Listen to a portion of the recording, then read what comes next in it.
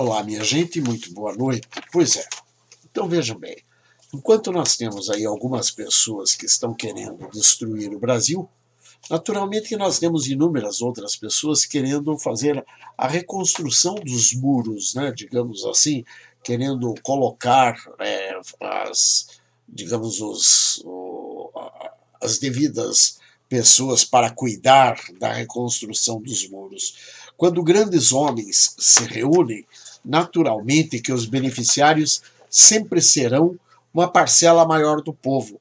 Eles nunca vão pensar em algo que seja benéfico apenas a uma determinada classe.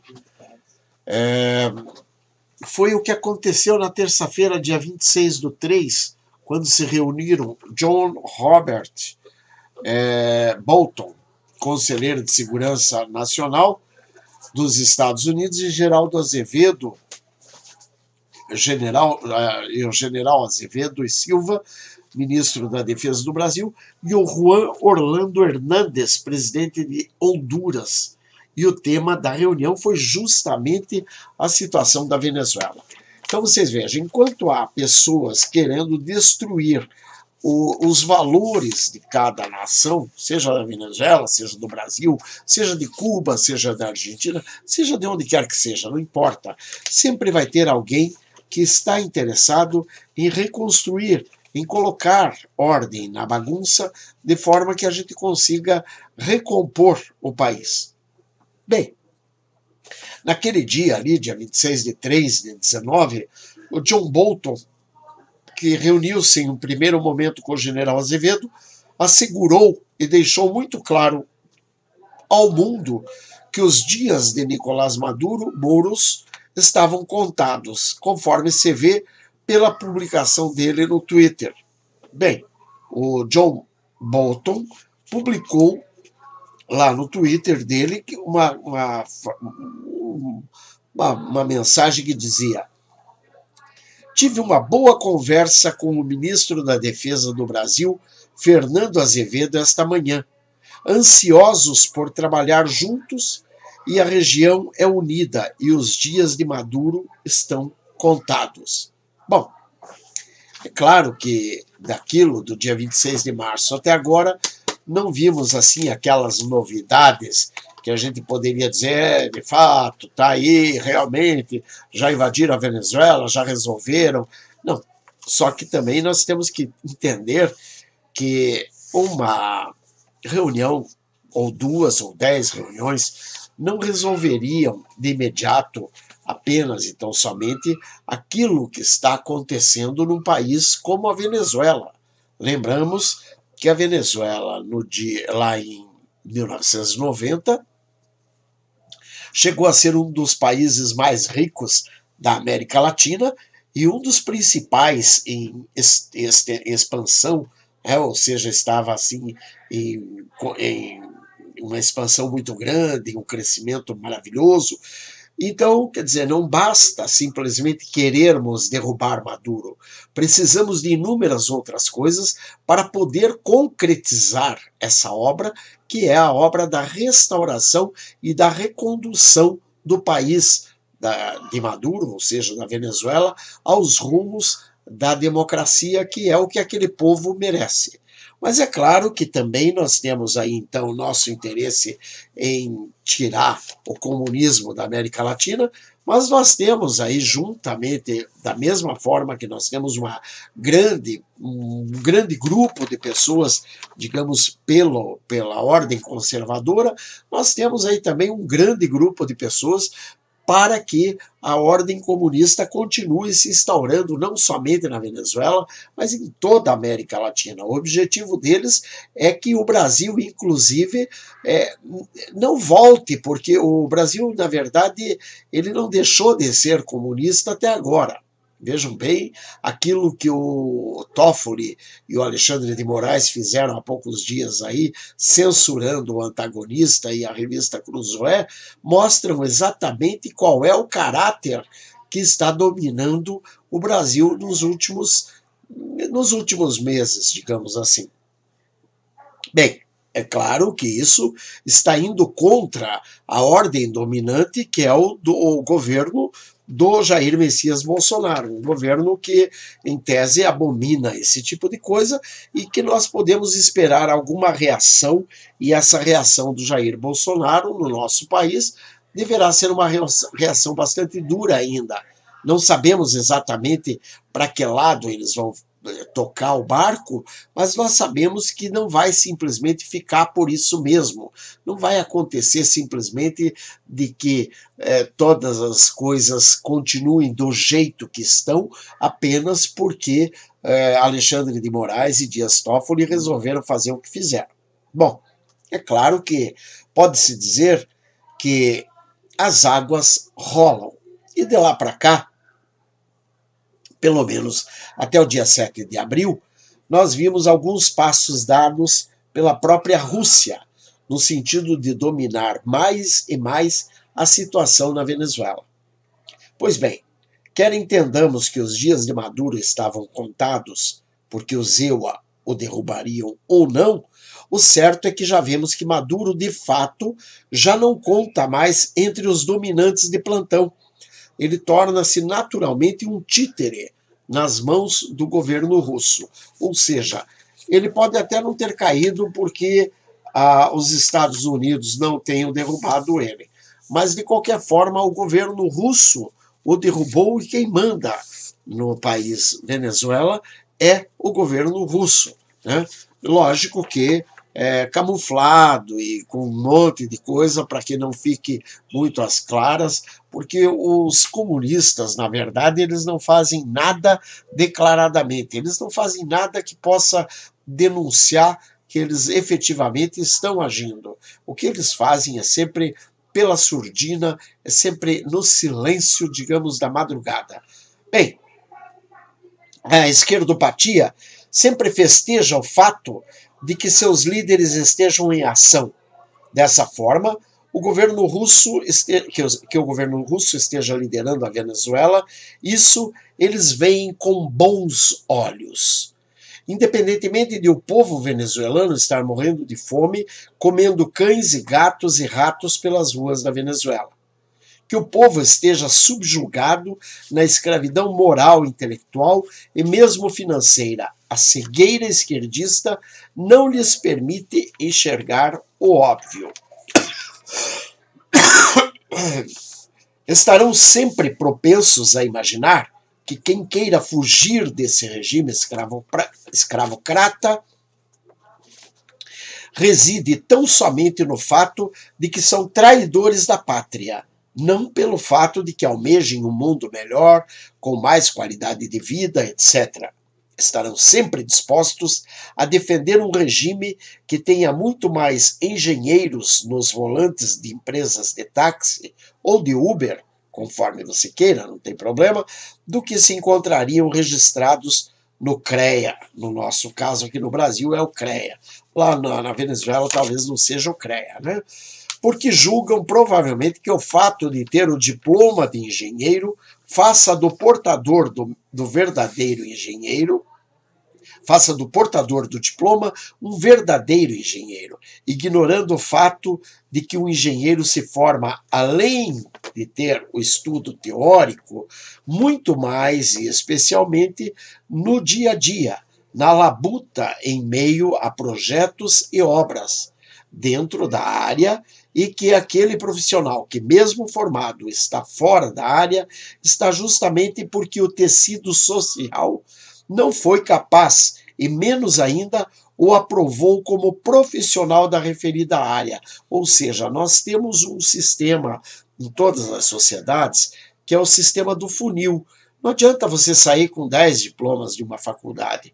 A sociedade, naquele funil, ela te seleciona e ela vê até que ponto você pode permanecer dentro daquela área que você se arvora especialista. Muito bem. Dessa forma, digo, mesmo que os EUA não estejam lutando para desfazer o jugo do governo russo sobre a Venezuela, isso não quer dizer que esse regime possa considerar-se vitorioso. As águas continuarão rolando e nessas idas e vindas muita coisa ainda poderá vir à tona. uma coisa é certa: não queremos o jugo comunista em nossas terras, ainda que seja em um país como a Venezuela, porque isso apenas aumentará a miséria no mundo. Se alguém tem alguma dúvida acerca do lado de onde provém as mazelas da miséria social, basta ver como estão a Bolívia, a Venezuela, Cuba, Coreia do Norte, e ver para onde fugiriam os povos desses países se pudessem. Acaso um cubano gostaria de fugir para a Bolívia? Elementar que não, e a prova disso é que países como a Albânia, que foi um dos países mais fechados do mundo, hoje está aliançado com a OTAN. Idem no que se refere à Polônia, e por aí vai. Ou seja, a Albânia, gente, na década de 80, final de 70, 80, era um dos países mais fechados do mundo. Todo mundo sabia que a Albânia era um país fechado pelas cortinas de ferro e que nós não encontrávamos de jeito nenhum nada que pudesse nos querer levar para a Albânia, até porque não, por ser um país fechado, não se entrava e também não se saía de lá, né?